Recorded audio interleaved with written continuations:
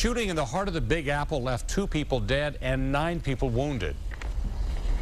I just got shot. They're going to rush me to the hospital. Police say Jeffrey Johnson, a clothing designer who was laid off a year ago, stalked his former boss, Stephen Ercolino, and then shot him down dead on the sidewalk right in front of the Empire State Building. Then when the gunman fled up Fifth Avenue, a construction worker followed him and alerted police. Johnson fell in a hail of bullets. And Carolyn, you can bet right now officials will be looking why so many bullets were flying and so many civilians were caught in the crossfire. But we're told all of those civilians, 9 of them, are going to be okay. They're mostly grazed. And you know, that's really good news tonight, Stephen. Before a woman who grew up in Sterling Heights, who witnessed firsthand all of those bullets flying in New York, the images are still way too fresh in her mind.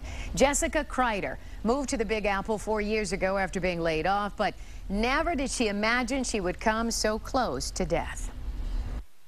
The streets of New York were jam-packed as usual this morning as Jessica Kreider was heading to her office building located right across the street from the Empire State Building. She was checking her emails on her phone when all of a sudden I look up and I hear this pow, pow, pow, pow, like 5 or 6 big bangs, something that you've never heard before. She watched as people were being mowed down with bullets but couldn't believe her eyes. Paralyzed with fear, she had to act fast. I saw a guy go down, people running, and I made a quick distinction to either go the other way or go directly to my building when people were running towards me. So I ran towards my building. Once inside with her coworkers, she wanted to make sure everyone was accounted for and safe. Then she called home to Michigan. Dad, I was just feet away from getting shot.